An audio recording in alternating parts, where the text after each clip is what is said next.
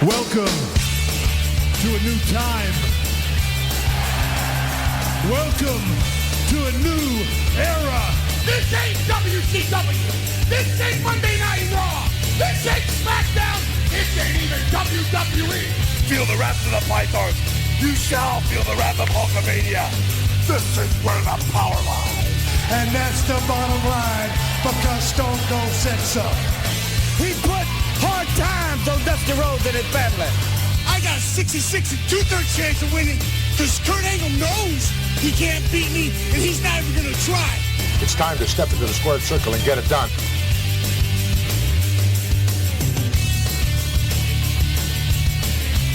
Welcome everyone to Legends and Champions, coming to you as part of Maguire on Wrestling. Andy Evans here, of course, bringing you all of the legendary action right here each and every week. This is week number 2 in January, which means the Royal Rumble season is kicking off, and I have got a bumper show for you. Why, do you may ask? Well, later on I'm going to be joined by a special guest, and we're going to be covering the 1992 edition of the Royal Rumble, quite possibly the most star-studded Royal Rumble in history. But before that, I'm going to be looking at the 1990 edition, one of my favorite Royal Rumbles of all time. I'm going to be explaining why.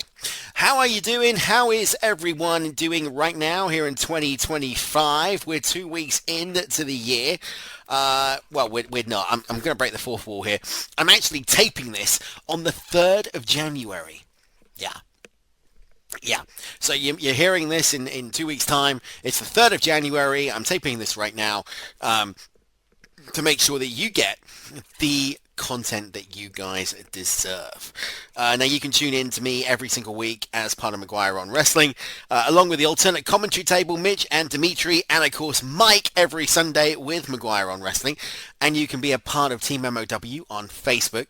All you need to do is find us and join us and be part of the conversation and let your voices be heard. Now, because we are 2 weeks away, I'm not going to tell you what the weather is like because of the fact I don't know.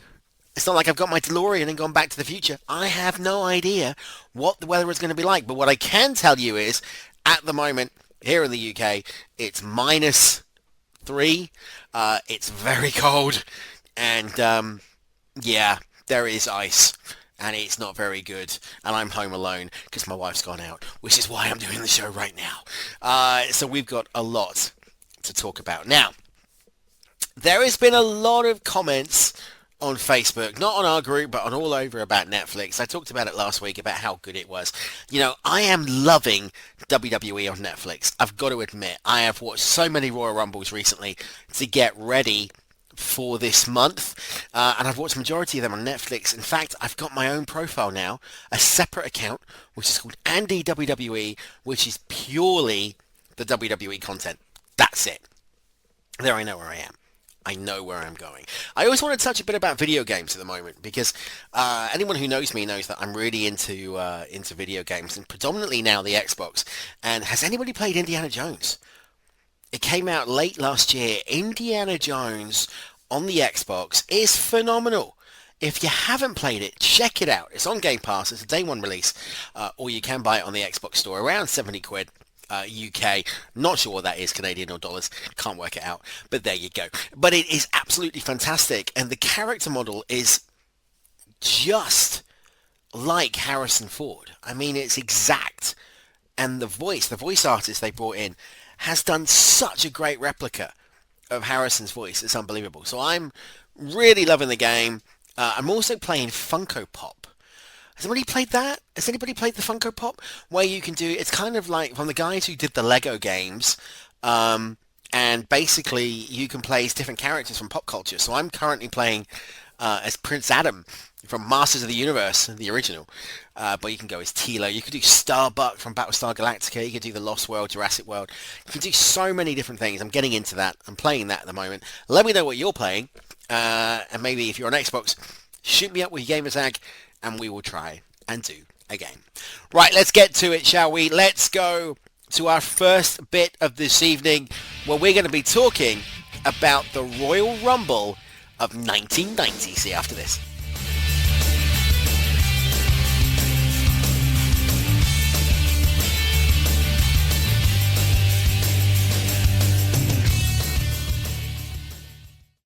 Yo, how many of you here came to listen to your same generic wrestling podcast? Or how many of you came to listen to the alternate commentary table every single Saturday? You're going to get our perspective of what the real fans of wrestling think, and no one does it like us. Subscribe and stream to the McGuire on Wrestling podcast feed anywhere where you're streaming your podcasts. Survey says one more for the Greek guys. Chair shot.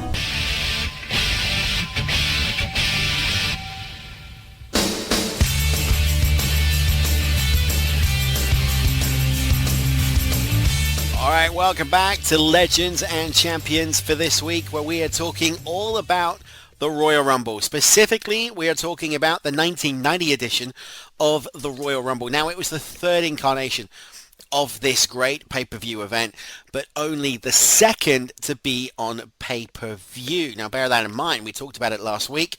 We talked about 1988 being a TV special on USA. The first pay-per-view was 1989.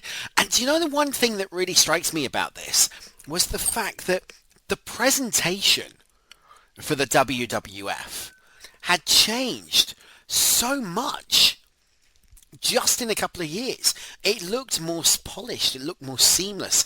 It looked just more tidy than what 88 or 89 did. And I think when we talk about the next pay-per-view we're going to look at, Royal Rumble 1992, it changes even more. Now, the event took place on January the 21st, 1990 from the Orlando Arena in Orlando, Florida. 16,000 people were in attendance, and the tagline for this one was "Every Man for Himself." Now, bear in mind, this had no stipulation. There was no winner goes to WrestleMania. There was no winner wins the WWF Championship. This was just 30 WWF superstars competing in an over-the-top rope battle royal. That's all it was.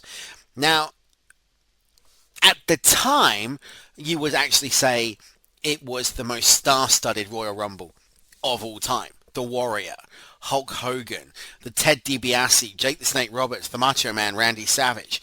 All of them in this match. But actually, you've got to look at the undercard as well, because 6 matches were contested at the event, including a dark match. The main event was the 1990 Royal Rumble itself, but we also saw Hacksaw Jim Duggan facing off against the Big Boss Man, Rugged Ronnie Garvin defeating Greg the Hammer Valentine, and the Bushwhackers, Luke and Butch, facing off against the fabulous Rougeau brothers. Now that is, again, at the time, this is a 5-star card, right? Because you've got Hacksaw, you've got the Boss Man, you've got the Bushwhackers, you've got the Rougeaus, you've got the NWA favorite in Rugged Ronnie Garvin. You've got Greg the Hammer Valentine, who had just come off a great tag team feud a couple of years earlier with Brutus the Barber Beefcake. So let's have a look at some of the matches that took place. Now, bear in mind, the Bushwhackers, Luke and Butch, otherwise known as the Sheep Herders, made their debut in the World Wrestling Federation in Madison Square Garden back on December the 30th, 1988. Now, they'd only been in the company just over, or just under, 2 years. They defeated the Bolsheviks, which was Boris Zukov and Nikolai Volkov, in that debut match at Madison Square Garden. That feud would continue until WrestleMania 5 in 1989 in Trump Towers, when they settled the score. However, it wasn't that straightforward. Why wasn't it that straightforward, you may ask? I'll tell you now. The Bolsheviks missed the event. They didn't turn up. So they were replaced by Jacques and Raymond, the fabulous Rougeau brothers, who got defeated, who went under. I was going to say went over, but of course they didn't go over. Who the Bushwhackers went over in that match. Now, for the remainder of 1989, both tag teams continued to feud with each other, which culminated in this tag team match at the Royal Rumble. Now, another team, or another pair of combatants that had been feuded again since 1988 was Greg the Hammer Valentine and Rugged Ronnie Garvin. And again, they started feuding on that same event in Madison Square Garden in 1988, which saw Valentine win the match by grabbing the tights for leverage. On a Superstars episode on April 22nd, 1989, Rugged Ronnie Garvin defeated Valentine in a match. The following week on Superstars, they both faced each other in a retirement match, otherwise known as career ending, which meant the loser could not wrestle anymore in the World Wrestling Federation. Valentine went over. That put Rugged Ronnie Garvin into retirement. Bear this in mind.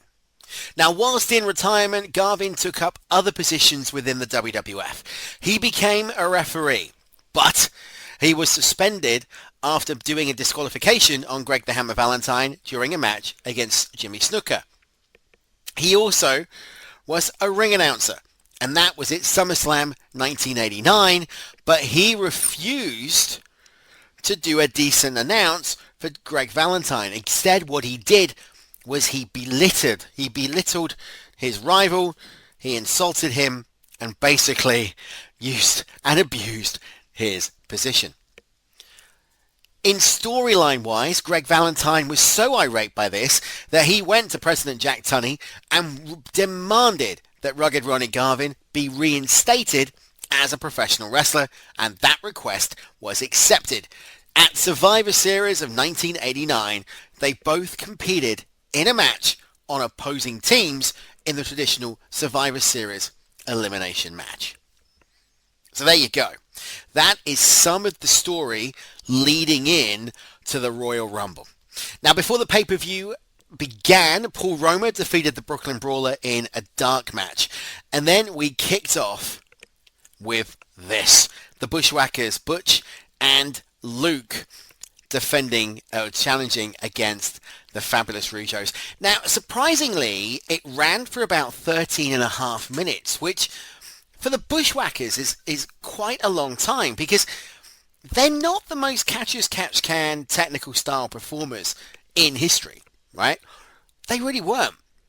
They were known for the comedic effect. They were known for the Yay! and I'm never going to do that again. And the licking of the opponents, and just generally being a comedy.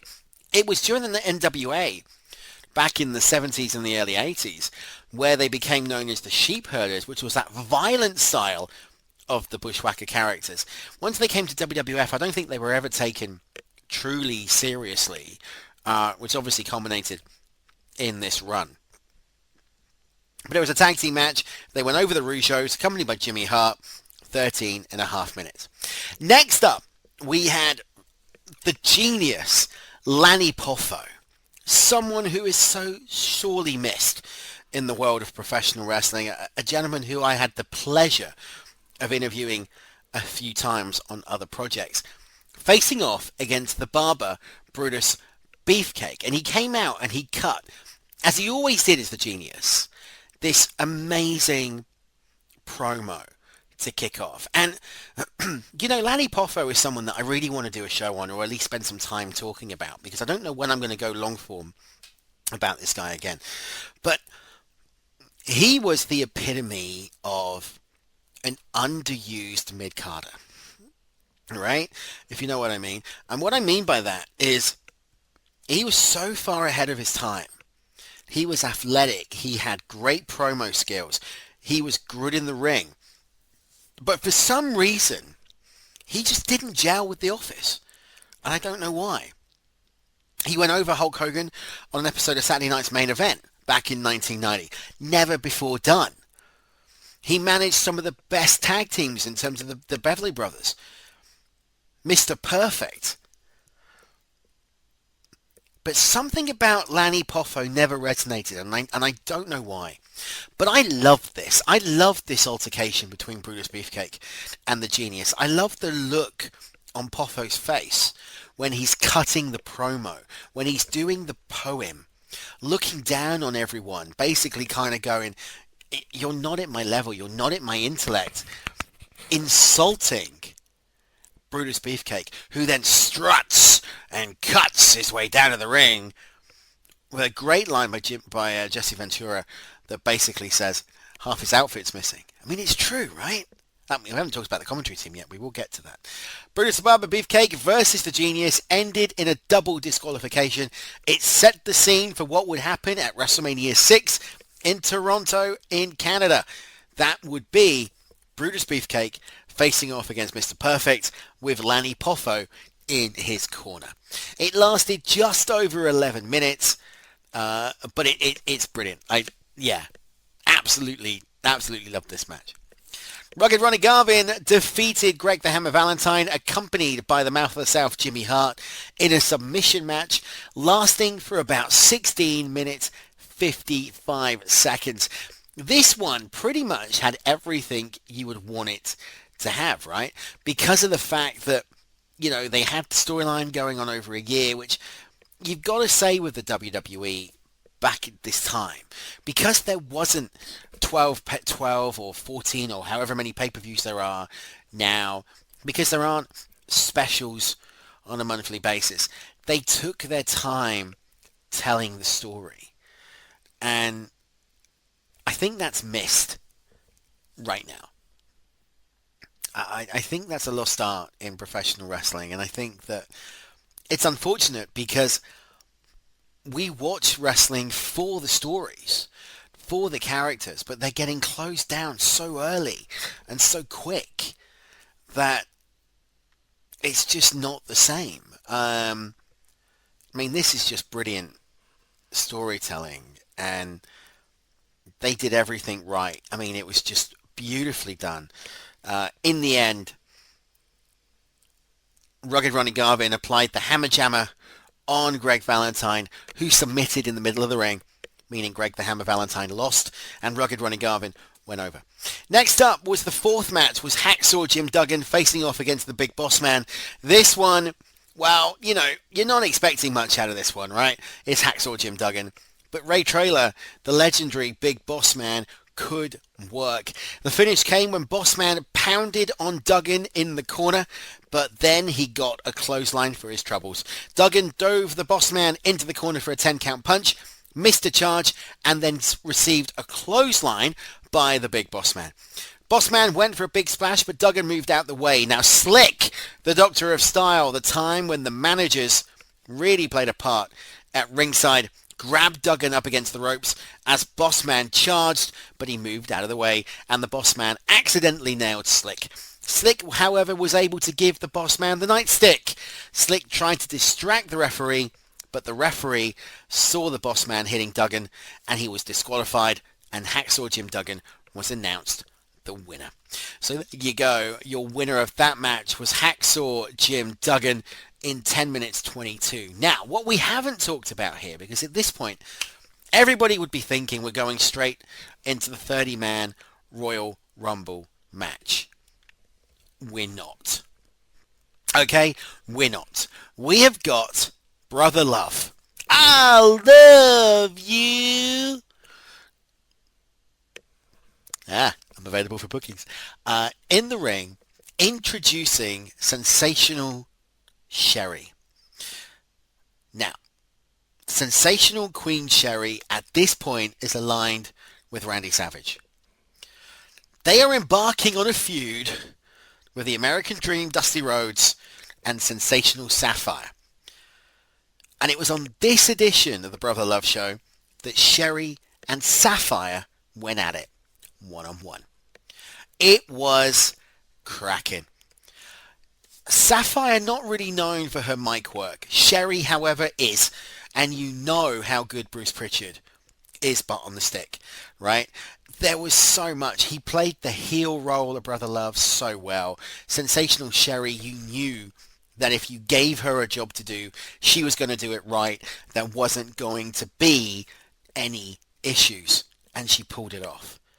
The Macho Man, Randy Savage, came out to the ring. Dusty Rhodes came out to the ring. There was a pull-apart. There was a brawl.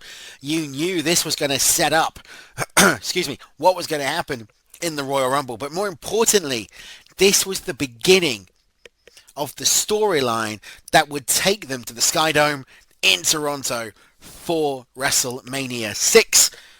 Man, it was brilliant. I remember watching it earlier on this week and kind of just putting my stuff down. I put my pen down, I was making some notes, I put it down, and I just was glued. Every time I watch this pay-per-view, I am glued at certain moments, whether or not it's the Rumble match, whether or not it's the crisscross between the Warrior and Hogan, whether or not it's this. And that leads us to the Royal Rumble match. Running just under an hour, 30 WWF superstars competed in the ring. The rules of the Royal Rumble, as we know, are very simple. Every 2 minutes, a new superstar will enter the ring according to the number they drew. Elimination occurs when a superstar is thrown over the top rope and both feet must touch the floor. The last person surviving after all 30 participants have entered will be declared the winner of the Royal Rumble. This was it. 30 WWF superstars, possibly the biggest Royal Rumble at the time. Let's look at some of the names.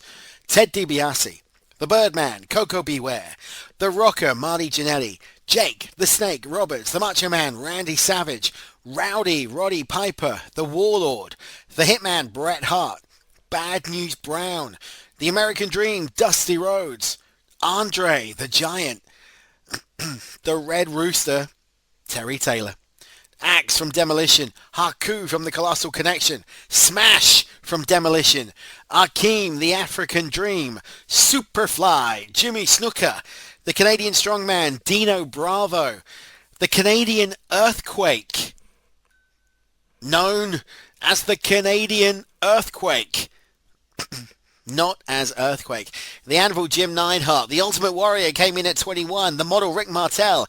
Tito Santana. The Honky Tonk Man was doing some rhythm and blues. At number 25 was the Real American, Hulk Hogan. Shawn Michaels came in at 26. The Barbarian. Ravishing, Rick Rude. The Mighty Hercules. And rounding it off, number 30 was Mr. Perfect. Now we all know, we all know that in the Royal Rumble, every year we get the by the numbers. And what I can tell you about this one is that the $1 Million Man, Ted DiBiase, lasted 44 minutes and 47 seconds. He joined entry number 1. He had 4 eliminations, and he was ultimately the 18th person to be eliminated from the Royal Rumble, eliminated by the Ultimate Warrior. Now, a lot of superstars in this were eliminated by the Warrior and Hulk Hogan. Why? Because they wanted to set up that encounter, that moment where Warrior and Hogan are staring each other down. Quite frankly, the two biggest faces in the World Wrestling Federation at that time. And the two men that would go on, again, I'm going to say it again, to the Sky Dome in Toronto at WrestleMania 6, champion versus champion, title for title, the Ultimate Challenge, Hulk Hogan putting the World Wrestling Federation Championship on the line against the Ultimate Warrior, who would put the Intercontinental Championship on the line. Don't worry, we're going to talk about it as we get closer to WrestleMania. Now, the superstar that had the most eliminations in this one was actually 2. The Ultimate Warrior and the Immortal Hulk Hogan. Both men got 6 eliminations in that match. It took the Ultimate Warrior, however, to be eliminated by 3 superstars. Hulk Hogan, the Barbarian, and Ravishing Rude. In fact, a lot of superstars in this had some multiple ones. The Canadian Earthquake, John Tenta, was eliminated by Jimmy Neidhart, Haku, Smash, Jimmy Snuka, Dino Bravo, and the $1 Million Man, Ted DiBiase. Tito Santana was eliminated by the Ultimate Warrior and Rick Martel. Now, this was kind of an interesting one because it was actually going to be the model Rick Martel who was going to be eliminating Tito Santana, but the Ultimate Warrior did a nice sneaky little clothesline, took them both over the top rope. Ravishing Rick Rude was eliminated by both Hulk Hogan and Mr. Perfect. Hercules was eliminated by Rick Rude, and Mr. Perfect, the man who drew the perfect number, was eliminated by Hulk Hogan. Now, we have talked about before how this event sets up storylines. In fact, we've already seen it on this show itself, how it set up not only the main event of WrestleMania, but Brutus the Barber Beefcake and Mr. Perfect. What it also set up on here was Hot Rod, Rowdy Roddy Piper, and Bad News Brown. Bad News Allen, for some people who would know him as that, was already eliminated from the Royal Rumble match when he came back in and eliminated Hot Rod. The storyline would then progress over the next few weeks leading into WrestleMania season, and we would get that iconic moment in Skydome when Roddy Piper came out face painted half white and half black. The Royal Rumble 1990 literally had everything. It had the superstars. It had the storyline. It had actually the simplicity of the booking. It wasn't overbooked. It wasn't over complicated. It was simple. Storylines were running for over a year, from 1988 in some occasions. To me, when you look at old school wrestling, this is when it's done well. When you know that something here is going to knock on. And the knock on could be felt. Because the minute you got to WrestleMania 6, it also set up some of SummerSlam 1990, which set up the Survivor Series 1990, which in some ways set up the Royal Rumble 1991. It was a much simpler time. 4 pay-per-views. Primetime, Superstars, and Wrestling Challenge. That was all you had on TV. The Superstars, I don't know, I think the work rate of the Superstars was improved as well. I think it was higher. I think it was better than what potentially we get sometimes now. The undercard had good names in it. But what they didn't do was they didn't repeat them in the Royal Rumble. So actually, if you look at this Royal Rumble, you had 30 unique superstars in the main event. And then you had another 12 superstars competing in the undercard. So 42 individual World Wrestling Federation superstars competed at the Royal Rumble. They didn't need to do double duty, do a match, compete in the 30-man. And that was cool. Because that made the Royal Rumble mean something. When you look at it now and you think about the fact that there's now this stipulation that the winner goes to WrestleMania and decides who they want to compete, at this time, it didn't need it. The bragging rights of winning the Royal Rumble was enough. Now, however, I think it needs that stipulation because I don't think the Royal Rumble would be considered half as big as what it is if it didn't have that stipulation, but it naturally evolved into that following 1992. But this one was the dawn of the 90s. It was the beginning of a new era for the World Wrestling Federation. It did everything it needed to do. It was tremendous. And this set the precedent for what a good Royal Rumble should be, leading in to 1992, which is what we're going to talk about in just a second. But what did you think of the 1990 Royal Rumble? What do you think of the 1992 Royal Rumble? Let me know. We're going to go to a quick break. You are going to hear some promos from Rick Flair and the immortal Hulk Hogan on the run to Royal Rumble 92. We'll see you after this.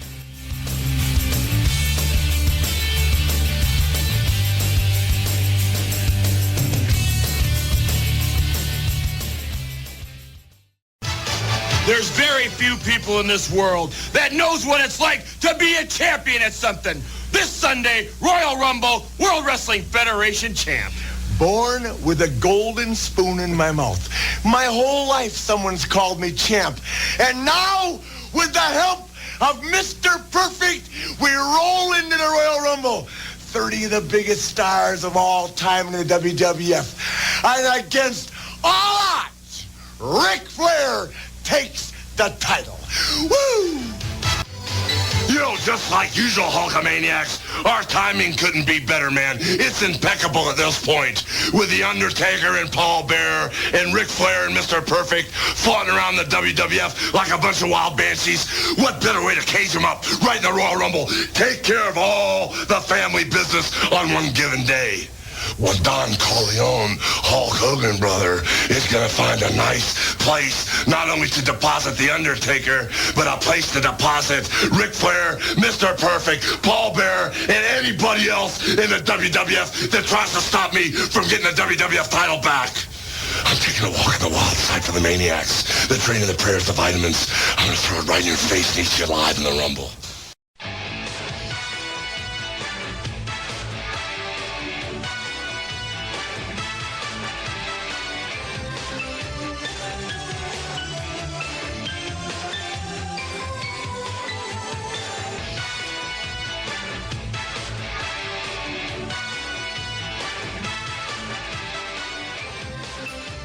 Welcome back to Legends and Champions. Andy here. Joining me now is a guest. I'm not on my own for this part of the show. Believe it or not, I have somebody with me. Now, this guy, you will have heard his voices before. In fact, if you've ever seen a movie, see what I did there? You would have heard him on that. His head's bowed down and like, I can't believe you just did that joke. If you listen to Maguire on wrestling, you would have heard him on that. If you listen to the Holiday Hullabaloo, you would have seen him and heard him talking to the Hitman Bret Hart. It is GWO member. It is the Wiseman. It is the man who makes the great promos. It's Joe Aguinaldo. How you doing, Joe? Hey, man. How's it going? See, Wait, look, Mike, if we're going to do this, let's do this correctly, okay? Give me a sec. Ladies and gentlemen, boys and girls, children of all ages, Maguire on Wrestling proudly presents its reigning, defending, undisputed intercontinental podcasting tag team champions of the world. Awesome Andy. And it's Joe, Legends and Champions. Okay. That is now going on the show each and every week. You see, Mike, when you're listening to this, you don't give Joe an intro like that. Mitch Dimitri, the challenge is set. You don't give Joe an intro like that. This is it. All right, this is it. Joe, welcome to Legends. It's great to have you on. We've been trying to get this down for about a month. So it's brilliant to have you on the show. No, thanks, man. Like, and you know, like knowing what you do on your show, it's like, put me in, coach, put me in. Well, this week we're going to be talking, we've already talked about the 1990 edition of the Royal Rumble. We're going to be spending some time talking about the 1992 edition of the Rumble. But before we do that, I really want to know, what is it about the Royal Rumble that you enjoy so much? What makes it for you?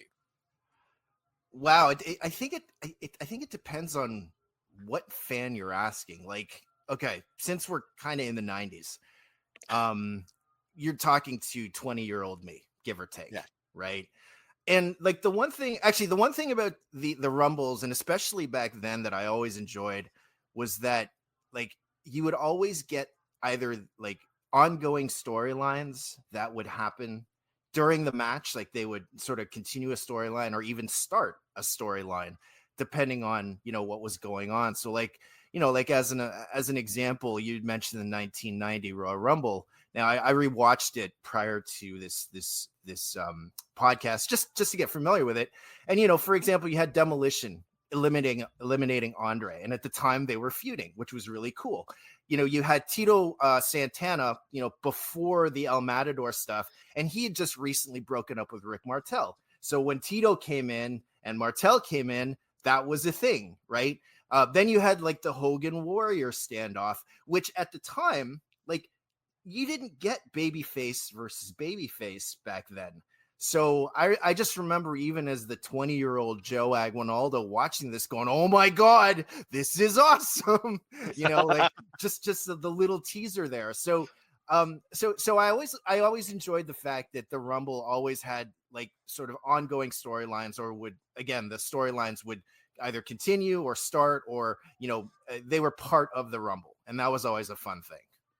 I think it's interesting because we've literally just finished talking about the 1990 Royal Rumble in the first half of the show.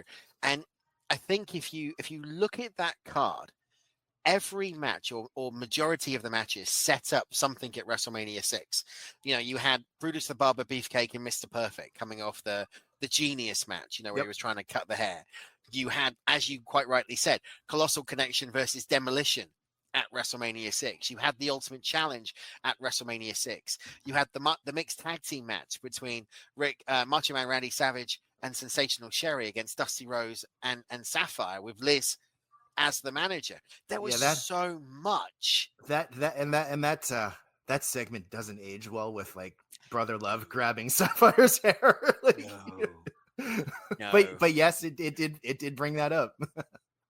Yo, I did a Brother Love impression in the top of the show. Now I've got to get yours. I need your best Brother Love impression right now. Oh God. Well, Brother Andy, you know that I love you and legends and champions. He's like, you didn't talk to me about this before we went on air. You didn't tell me you were going to do this. It's all good, dude. All good. I mean, the Royal Rumble is just one of those. I can't go back to being serious now. The Rumble is just one of those events. And the one thing that I said in the previous segment was the presentation for the World Wrestling Federation back in the late 80s, early 90s. It was changing so fast. I mean, if you look at the 89 Rumble, which you can now watch on Netflix internationally across everywhere except for the US. You've got it on Peacock. Who needs the WWE network, right? You've got Netflix. Let's stay away from that. You know, when you look at the 89 Rumble, it looked really independent in terms of quality. Then you move to the 1990 Royal Rumble and the presentation looked different. Then you go to 1992 and it looked even further on from that point. They were really, as they've always done, ahead of the time, even back in the early 90s, where the technology wasn't exactly what it is now. You had something that looked absolutely 5-star. Like, and it's funny you mentioned that because I was actually thinking about that before we started recording. Like the early 90s, late 80s, early 90s, you were still seeing remnants of the territories, right? Mm-hmm. So, like, for example, like in the 90s Royal Rumble, I think it was Warlord was in that, but he was in his old Powers of Pain like gimmick before the Warlord with his thing. Yeah. You know, Tito Santana before El Matador, Rick Martel before the Model, right? So you were starting to see that transition from like pro wrestling to sports entertainment, because now as we go into the 92 Rumble, you're still seeing a little bit of it, but you got Repo Man there. You know what I mean? Like you're seeing El Matador, you're seeing like more of the gimmick stuff come up, more of the entertainment side come up, right? Don't knock Repo Man. I'm not right. Repo Man. It was actually, I was going to say it was the worst gimmick. The worst gimmick in 1992 was Nails. Oh yeah, that was horrible. No, that was. Well, let's talk about it. Let's touch on the 1992 Royal Rumble. So I'm going to bring up some stats and figures here. So it took place on January the 19th, 1992 in Albany, New York at the Knickerbocker Arena. Again, the tagline for this one that they've carried on since the 1990 was every man for himself. It was quite possibly the most star-studded Royal Rumble in history. If you look at who was in it, Ted DiBiase, the British Bulldog, the Texas Tornado, Hulk Hogan, Sid Justice, the Nature Boy Ric Flair, the Macho Man, Jake Roberts, the Undertaker, just to name a few. This pay-per-view had every single person you could imagine in that Royal Rumble match. And what really set this one apart, and I didn't really think at the time the Rumble needed it, but the fact that the championship was on the line for the first time ever, at that point, you knew the Rumble was a marquee pay-per-view. And they had to carry that on going forward with the number one contendership at WrestleMania. What is it about the Royal Rumble 1992 that stands out to you? Because when we put this in the MOW Facebook page, the host page, and we were talking about it, you went, if you're doing 1992, I want to be involved. Why? What is it about the 92 Rumble? Okay, so just a little bit of history here. I have been like, the reason I got into pro wrestling was because of Ric Flair. Okay, so I've been a Ric Flair fan since I want to say 1983. And like growing up, because I lived in Toronto, we were in NWA territory up until the WWE expansion. Okay, so I've always been Team NWA. I've always been Team WCW. So when Ric Flair moved to WWE, and again, I'm a fan, right? Like I don't know anything about like politics and this stuff. So he moves to WWE, and I'm like, the greatest wrestler in the world is now in WWE. You know, I was a Flair mark, huge, right? So when he got into WWE, real world champion, I can't wait for Hogan versus Flair. So 92, that Royal Rumble for me, I felt was, as a Flair fan, if it's not his top accomplishment in the WWE, it's got to be in his top 3. Like that, as a fan of his, to me, that is peak Ric Flair in the WWE. With all due respect to everything that he did afterwards. And I was I was such a huge Flair fan at the time. Yeah, I totally agree with you. I think, you know, he kind of came in 1991. You were expecting that big match between him and Hogan that never really materialized. In fact, if I remember right, it wasn't until 1994 in WCW that we had Hogan versus Flair. They kind of teased it in the WWF, but never actually pulled the trigger for whatever reason. You know, Hogan leaving the company after WrestleMania 8, the feud with the Macho Man Randy Savage from 8 through to Survivor Series, dropping the title to Brett. So you wanted that. And I didn't think Flair actually really did much in 1991 leading into the Royal Rumble, but you're right. At this point, they pulled the trigger. Number 3 lasted just under an hour in the Royal Rumble match. A record that would last until the following year in 1993, where he legitimately went for over an hour and a minute. One of the best performances bell to bell from any performer in the WWF at that point. And arguably, like, and again, I'm very biased, so let me just get that out of the way. But like this Rumble, because of my bias towards Flair at the time, was probably my favorite Rumble for about 20 years. Like, right. I would watch this thing, you know, at least once a week for months. Like, you know what I mean? So I always love this match. And again, this is me at 22. I still don't know what kayfabe means. I still think this stuff is real.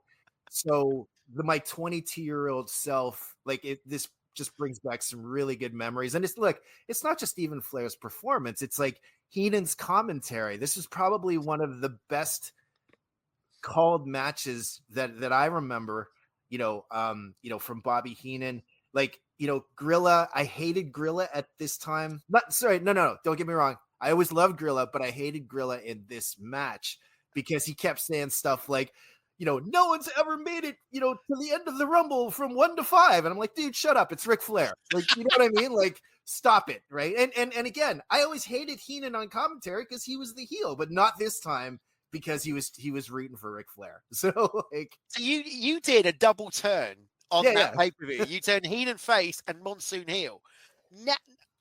Gorilla, I mean, if you talk about commentary pairings, you can't get any better than Gorilla Monsoon and Bobby the Brain Heenan.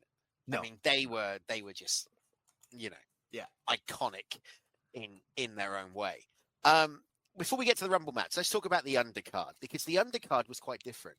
You had the World Wrestling Federation Tag Team Championships on the line as Legion of Doom went up against the natural disasters, Earthquake and Typhoon. But you also had the Intercontinental Championship on the line. Now, Bret the Hitman Hart was due to defend it against the Mountie at the Rumble, but according to storyline and I'm assuming legit, the weekend prior to that came down with a bad case of the flu, dropped the title to the Mountie, which meant that Roddy Piper stepped in. We had Rowdy Roddy Piper against the Mountie for the Intercontinental Championship. Piper winning that, his first and only championship in the World Wrestling Federation. That seems crazy when you think of the Hot Rod. It always seems crazy, right? 1992, he gets the mid-card strap. never reached the main gold. No, I mean, he was always in the conversation against Hogan, but I remember when, they announced this is his first, WWE championship. You're like, whoa, wait a minute. Yeah. You know what I mean? Like, you had to do a bit of a double take there. And actually, sort of to keep on this Piper thing, because I was actually going to mention this.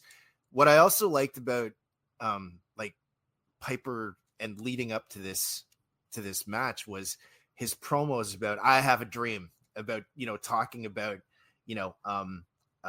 coming into the Rumble and winning 2 belts. I thought that was really cool. Piper, obviously one of the best promo guys ever. But yes, Piper beating the Mountie, that was such a fun match. It was the end of the match where Jimmy Hart ran in with the cattle prod, mm-hmm. and Piper sidestepped it. And I think Jimmy went straight through the middle rope or tripped over the Mountie, one of the two, and went straight through the middle rope. I mean, you can't write that. It was hilarious.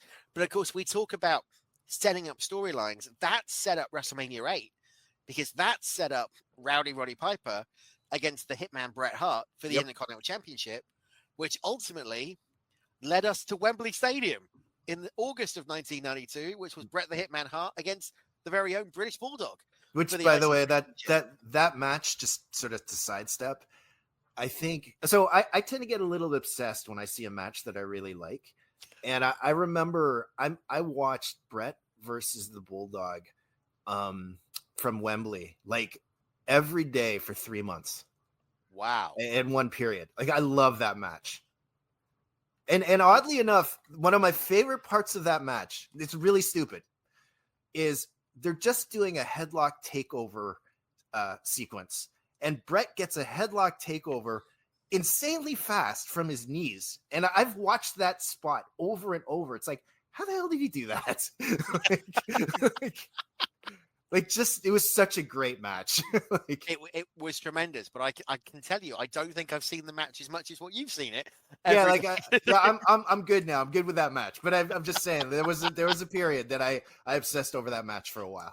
I'm gonna drop the plug in again. If you want to watch it again, you can watch it on WWE on Netflix. Available in Canada, the UK, and all international markets, but not the US. You're on Peacock. I'm going to get a lot. Do you know, I recorded a video.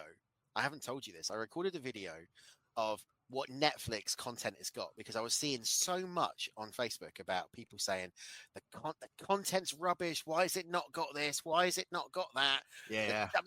I'm sat there going, it's loads. There's more than what you could possibly imagine. You're not going to sit there and watch everything in one hit. This is brilliant.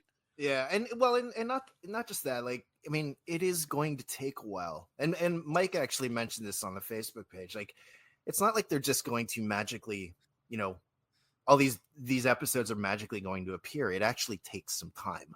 So, and yeah, like to your point, you're not going to release everything in one shot. Like you sort of parse it out, right, as we go along. Yeah, I mean, if you look at you look at Mania, SummerSlam, Survivor Series, everything is there. And then all the secondary pay-per-views. Anyway, sidetrack. SmackDown from the Vault, pretty much there. It's brilliant. So, WWE do you know I've actually created another profile on my Netflix account, which I've called WWE. And that is purely to watch the WWE. Oh my God.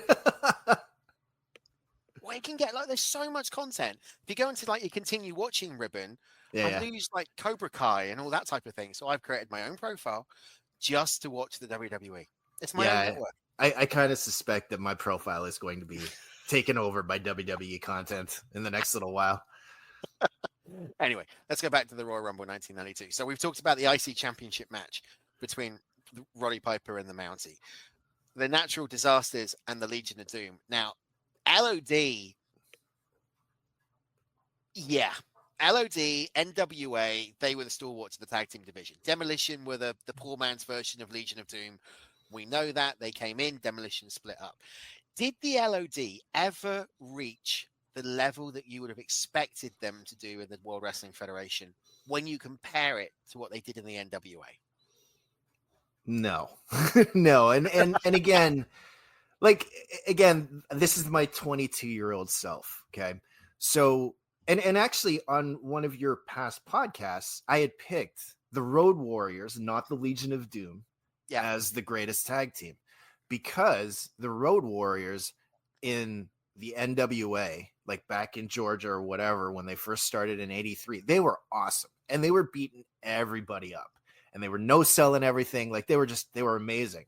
So when they came to WWE, I'm looking at that tag team division going, there's no team that even has a chance against the Legion of Doom. And of course, hindsight being 2020 and sort of knowing what's going on now, it's like, okay, I get why, like they weren't Vince's thing, that, they were created in somewhere else. But at the time, I kind of thought the LOD they would rule everything in the WWE for years. And it never got to that point. Like, sure, they won the belt for a minute or belts from time to time, but I thought they would be dominant and they weren't. No, and it always makes you think, if you took a DeLorean and went 88 miles to the hour and Back to the Future and picked up the Road Warriors and moved them to the World Wrestling Federation now under Paul Levesque, right? How different would they have been booked? I mean, it's a massive what if question. You've got to think. It is, but you know what? Like that's an interesting thing to think about, because the other side of that coin is all of everybody now knows how to work. So with the Road Warriors, given the benefit of, proper training and all this kind of stuff, would they have actually been even better and more athletic? Because they're already pretty athletic for back then, right? Yeah. It's an interesting thought, but yeah, like coming back to your question, I kind of thought, again, 22-year-old me who thinks this is real, thought LOD was going to rule the WWE. And again, they were very successful. I'm not saying they weren't, but I kind of thought that they would just run roughshod over everybody. Yeah, and they didn't. But we did get the natural disasters, earthquake and typhoon. Generally, the nicest guy in professional wrestling is Fred Ottman. Don't ask him about a Stormtrooper's helmet. Yeah, let's not go there. Let's talk about the Rumble match, because, as we said, it was 30 WWF superstars, the biggest one at the time. You pretty much had in the top 10, the Bulldog, DiBiase, Flair, Shawn Michaels coming off that split with Marty Jannetty in the barbershop, that beginning of this development of the greatest of all time. El Matador, Tito Santana, the Barbarian, the Tornado, the Repo Man, the Hammer, Greg Valentine, Nikolai Volkov, the Boss Man, Hercules, Roddy Piper, Jake Roberts, Jim Duggan, IRS, Superfly, Undertaker, Randy Savage, the worst character ever in professional wrestling, bar Nails, the Berserker. Never got it. Virgil, the man, bless him. I know he's not here, but they should never have turned him into a worker. He was not good enough. No. Especially in the NWO. Terrible. Colonel Mustafa, the model Rick Martel, the immortal Hulk Hogan, Skinner, Sergeant Slaughter, Sid Justice, the Warlord, who came in at number 30. That was your 30 superstars entering the Royal Rumble, the biggest one at the time. I know you were a Ric Flair mark. I know you said you were watching it because Ric Flair was gonna walk out. At any point, did you think they're going to go down the traditional route and they're going to give it to Hogan? You know what? The popular opinion back in the day was going to be Hogan or Sid Justice. That was who I thought was going to win. I wanted Flair to win hard, but when number 3, it's like, oh crap. And then, Hogan doesn't come in for a while. Sid came in, I think, afterwards. So it was like, all right, so you got a fresh Hogan, you got a fresh Sid, and you've got Flair has been there. So I didn't think Flair was winning the thing. I was actually shocked that he made it that long, that he made it past 40 minutes. So yeah, I was not expecting him to win it all, but I was rooting for him hard. Well, let's put it this way. Hulk Hogan came in at number 26. Yep. And Sid Justice came in at number 29. Hogan lasted for 11 minutes, 29 seconds with 4 eliminations. Sid lasted for 5 minutes and 55 seconds with 6 eliminations. And the Nature Boy lasted for 1 minute, 2 seconds with 5 eliminations. So actually, you've got to give it to Ric Flair. He was the MVP of that pay-per-view. Big time. It was Flair's show. And just going back to your comment about the commentary, seeing Mr. Perfect at ringside and then seeing Bobby Heenan behind the mic and that promo at the end where they came out and they celebrating the fact that they won the title is one of the most iconic promos you can hear now. Yeah, that is. I mean, I still remember bits and pieces of that promo. Like, when you're the king of the when you're the king, you're the the WWE. Like, it's with a tear in my eye, that I say this, and it's like, wow, like that promo was amazing. And even even Mean Gene saying, hey, like, put that cigarette out, like Yeah. you know what I mean, like stuff like that. I love that promo. That is like one of my favorite promos ever. Well, we're going to be going out of the show tonight with that promo.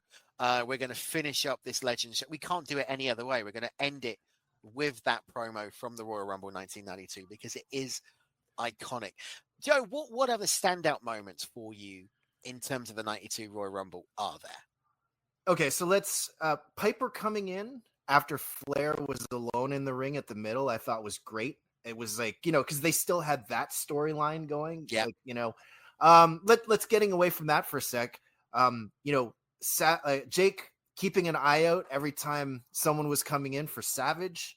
The Sid and Hogan thing at the end was awesome. Like, and again, same deal. You're still not used to seeing baby faces against each other, right? And at that time, it was kind of like, I didn't know I disliked Hogan until it happened. And then it was like, oh, wait a minute, Hogan. Like, you're supposed to be like, eat your vitamins and say your prayers, and you're being like this kind of selfish little jerk. So I thought that was kind of cool. And oddly enough, Piper's performance, like everyone talks about Flair. Sure, Flair performance of the night. I thought Piper was pretty awesome in that as well. And at the beginning, the British Bulldog, he was in there for a long time too. Like, and no one talks about that guy. I mean, bear in mind, the British Bulldog, he said it in his promo. He came off the Battle Royal at the Albert Hall in 91, winning the Zelzbar. Never heard of that thing. I don't know what it is. The Zelzbar Cup, or whatever it was called. Never saw it. It's like the greatest Royal Rumble, isn't it? When they won the trophy, and then you've never seen the greatest Royal Rumble trophy since that point. Nope. Or WrestleMania 4, the Battle Royal, where they never showed the trophy again. Actually, it got destroyed by Bad News Brown, but still, never referenced it again, right? It was just, the Bulldog was there. It was his year, but you knew he wasn't going to win it. Yeah. But still, I thought he did great. Like, again, just all around, it was a great Rumble. And of course, Ric Flair winning was amazing. But there were some other stand-up performances as well. Did you at any point think that they've made because I'll be honest with you, I did. They made a big thing about Roddy Piper winning the Intercontinental Championship and potentially making history as the first man to walk out with 2 championships in the World Wrestling Federation at a pay-per-view. Did you think there was a chance that they were going to give it to Roddy Piper? Because I'll be honest, there was a part of me that did. You know what? I didn't when he first got in there, but there was a sliver near the end when he was still lasting, where I was like, "Oh crap, can Roddy win this?" So there was a moment or two when I kind of thought about it. Oh, that's great story. That's storytelling, though, isn't it? That's when the workers can get you into the actual storyline. I mean, you've also got to talk about the fact that, the new foundation, Jim the Anvil Neidhart and the Rocket Owen Hart coming out is their, nuclear outfits. Really, the new foundation or whatever the they were foundation, called? the checkerboard. I think they got repackaged to High Energy. I think that was afterwards. Yeah. And you know what? I always felt bad because it was against the Orient Express, and the Orient, like, it was like, oh, I guess the Orient Express is losing this match. Like, But Kato and Pat Tanaka, who are great workers in their own right, but they were amazing. Absolutely. They're not going to get the win. And it's the opening contest, but they just didn't gel. I mean, there was so much of the new foundation that you were like, Owen's not Brett. I want Brett. Brett and Anvil were the tag team, not Owen and Jim Neidhart. It just didn't work. No. I mean, like, look, they were good because especially Owen was such a great worker. And I think they could have made it work. But Yeah, like they were definitely not the Hart Foundation, right? Like, I mean, that was a once in a lifetime tag team. Yeah, it was. And of course, the Beverly Brothers, Bo and Blake, a tag team that near me is a town called Poole in Dorset. Now, I live in a town called Weymouth. It's about 45 minutes drive away from that. Now, back in 1992, the genius Lanny Poffo and Bo and Blake came to Poole. Whoa. And they went to a shop called W.H. Smith. Now, this is unusual for us because where we are is it's in the south coast of England. It's a small, sleepy town. It's not very massive. They never toured down this side. They always went to London or Manchester or Birmingham or all that type of thing. But they did a house show in Bournemouth. And I was walking down Poole High Street with my friend at the time, and all of a sudden we saw Bo and Blake outside W.H. Smith, right? And nobody went near them except for us two. We slowly walked up and went, Are you Bo and Blake? Not Mike Enos or whatever their name was. Are you Bo and Blake? Can we have your autograph, please, sir? And they were like, yeah. And then Genius walks out, and Lanny Poffo, being Lanny Poffo, was just like full of glory and renown. Just I had to share that story. It was just incredible. They were on the pay-per-view. Luke and Butch were on the pay-per-view. We don't talk about that match. It was shocking. Moving on. But it was the Rumble 92. I mean, it's been great talking to you for 30 minutes. Last thoughts now on the 1992 Royal Rumble and the Royal Rumble as a whole. Are you looking forward to the 1st of February to Indianapolis? You know what? The Royal Rumble has taken over as my favorite WWE pay-per-view. And it's been like that since, I want to say, like 2020-ish, because it's the build-up to WrestleMania. Sometimes WrestleMania, okay, granted, this last WrestleMania was pretty awesome, so let's get that out of the way. But generally speaking, like, the Royal Rumble is a great build-up because, like, there have been a few years where WrestleMania has been a bit of a letdown. Royal Rumble is barely ever a letdown. In fact, like I think, oddly enough, 2020, even though that was the year I like the Rumble took over as my favorite pay-per-view, that wasn't even the greatest Rumble in the world. But I just remember thinking that, like, I love the anticipation of the Rumble. It's all the stuff that is going to move us forward into, like, the WrestleMania season. And I always look forward to that. Like, I love the builds. What do you think about, and this is going into modern era, but I'm sure you'll be talking about it with Mike on MOW, but I'm going to get your opinion now ahead of Mike asking you the question. What do you think about next year it potentially going to a 2-night pay-per-view? Because that seems to be the model they're doing for the Big Four. Yeah, you know what? I'm a little torn by that, because it's like, as much of a wrestling fan as I am, like, I have other stuff. Like, I've got a family. I watch other TV. I work. I like, you mentioned video games on your last podcast, which, by the way, I'm still working on that jingle. I've been playing Diablo 4 for the last, like, 2 weeks while on holiday. You know what I mean? So, like, 2-night pay-per-views, that's brutal. That's a long time. And look, I'm going to compare it to AEW. I love AEW. I cannot stand a 5-hour pay-per-view. I don't have the patience for that anymore. And I remember, like, when WrestleMania, I can't remember which one, there was like one WrestleMania where it's like, if you watched everything, including the pre-shows and stuff, it was like 12 hours. It's like, why? Like, what is going on here? So, like, the 2-night thing is good, I guess, if you want to break it up. But really, I just want to watch one night of pay-per-views. So the short answer, I guess, to your question, or it took me a while to get there, is I'm not a huge fan of the 2 nights.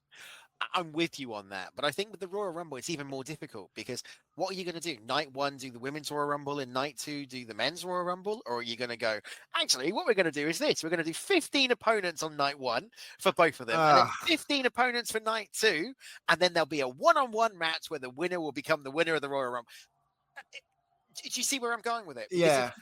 If you do the men on night 1, you're most likely not going to be interested in the women, which I know is wrong, because you should be, they're great workers, but potentially there's going to be a lot of people who are not going to be interested in night 2. Alternatively, if you do the men on night 2 and the women on night 1, you're most likely not going to be interested in night one. You want to focus on night two. So I don't know. It's a catch-22. But you could just watch it on Netflix, where all WWE content internationally is now. Except for the US, Peacock. Except for the US, we're on Peacock. Yeah, I wasn't going to go there. I'm trying to get a sponsorship with Netflix. I don't know what I've got to do anymore. Joe, it has been absolutely fantastic having you on the show. It's been really fun. Thank you for doing it. No, thank you for having me, man. Our pleasure. We're going to get you back on soon because we are going to be doing, once we get out of Royal Rumble season, we are going to do another Ask Us Anything show where we ask ChatGPT or Gemini or Copilot or whatever to come up with a load of questions where I don't know what they are. And then we'll get you on for that if you're up for it. And then we can do a bit of a round table with Gemini. Absolutely. Sounds cool. All right, Joe, stay on the line for me for just a second. We're going to go to a commercial break. When we come back, we're going to be wrapping up the show and talking more about what's coming up next week on Legends and Champions. We will see you after this.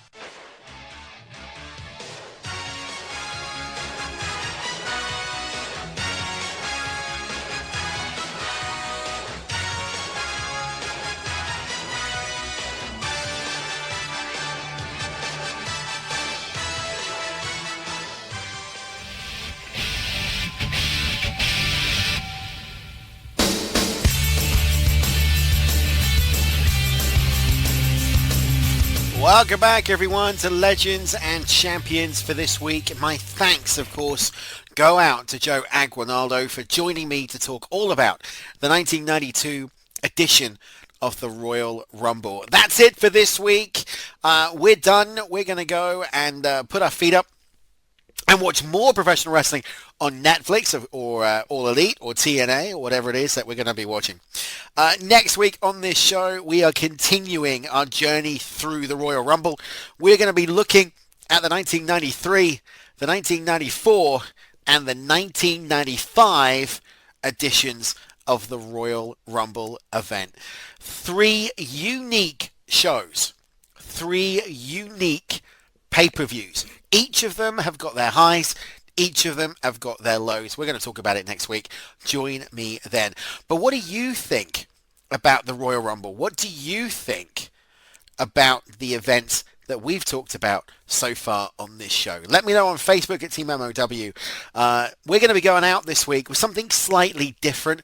We are going to go out with Ric Flair. Whoo! That ain't your boy.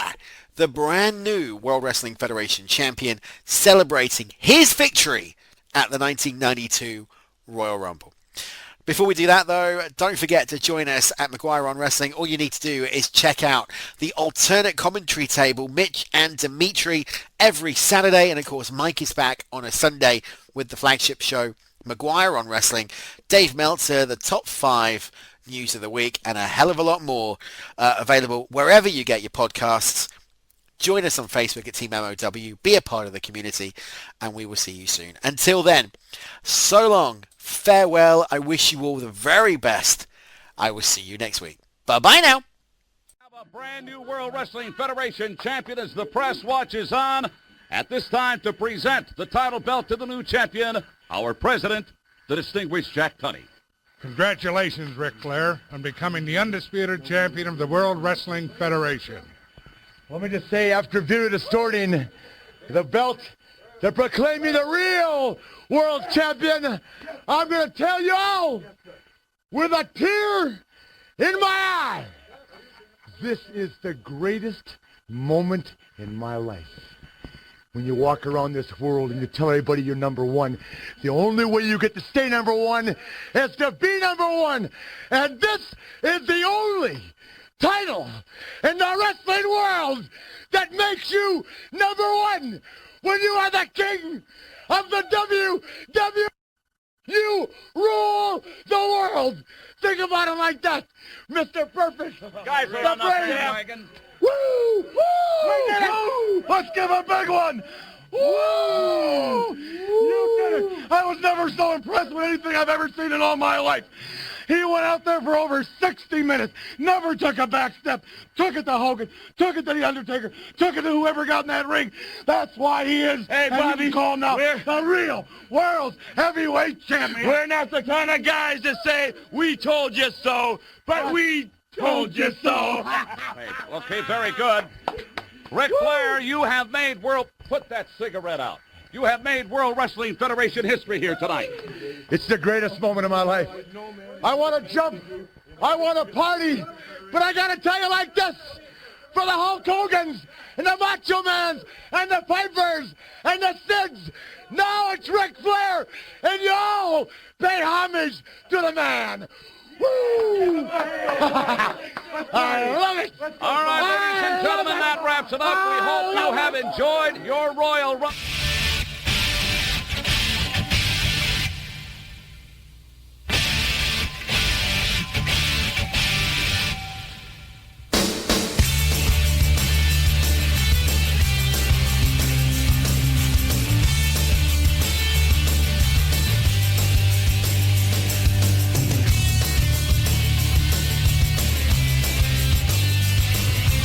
This has been Legends and Champions with Andy Evans. Thank you for listening.